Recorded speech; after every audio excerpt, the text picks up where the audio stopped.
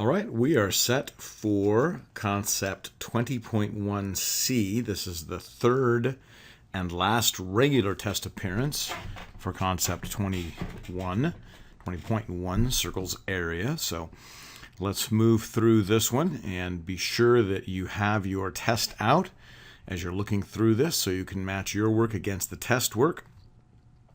So we know it's an area problem. So the first thing that we should do is we should write the area formula. Every time you see an area problem, you should write the area formula down.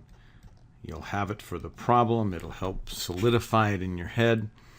We know we need a radius to solve for area.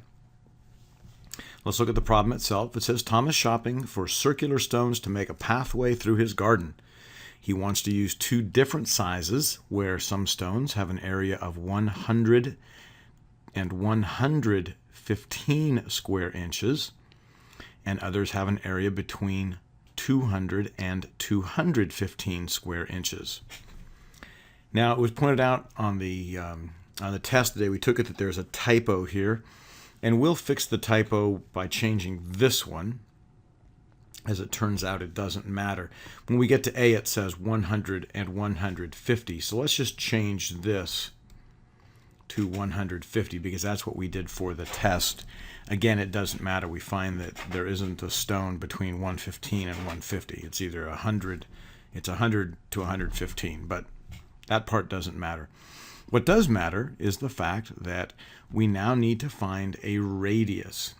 Each of these that we're given is a diameter. It's all the way across. This is a diameter and a diameter and a diameter and a diameter. And what we need to find is a radius, which is half a diameter. So for this one, it's 4. For C, it is 8, half of 16. For B, it is 6, half of 12. And for D, the radius is 10, half of the 20.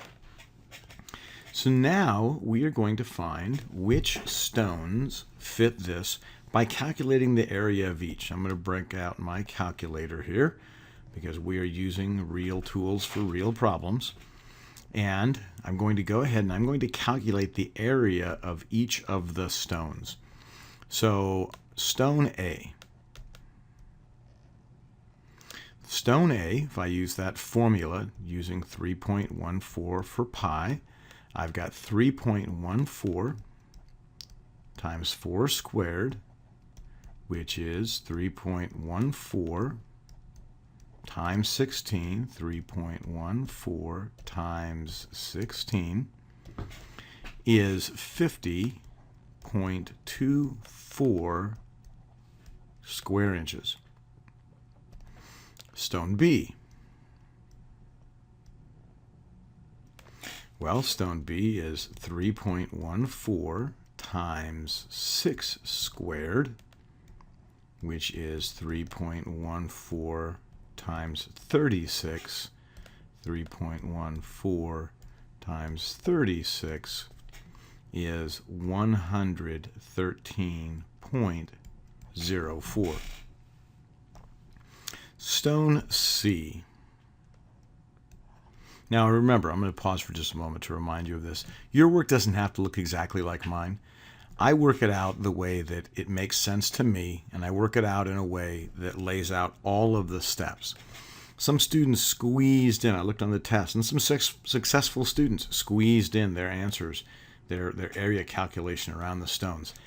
That just doesn't fit my style of solving a problem, but if that's how you solved it, you don't have to do yours exactly the way that I'm doing mine. All right, letter C. Stone C has a radius of 8.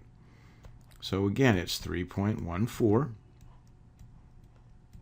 times 8 squared. That's 3.14 times 64, which is 8 times 8, or 3.14 times 64,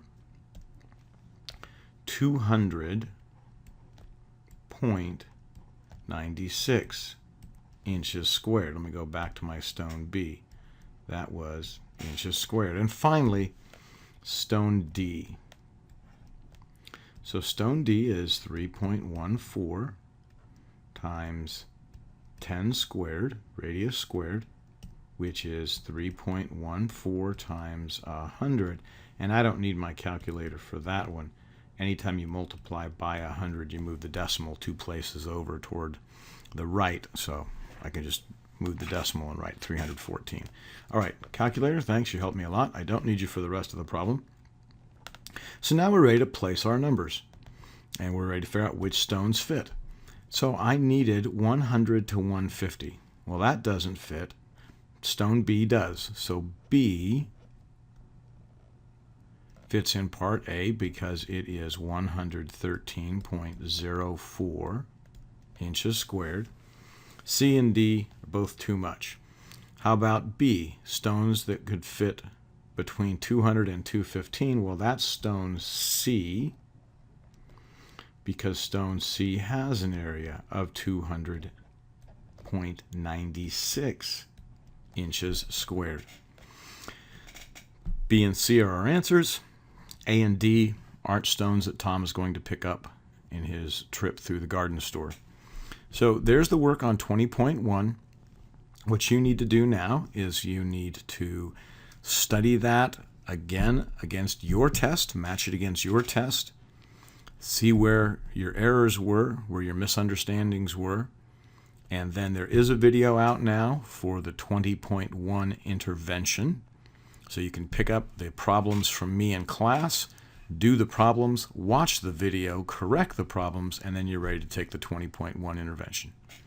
Okay, and as always, if you have additional questions, please bring them to class.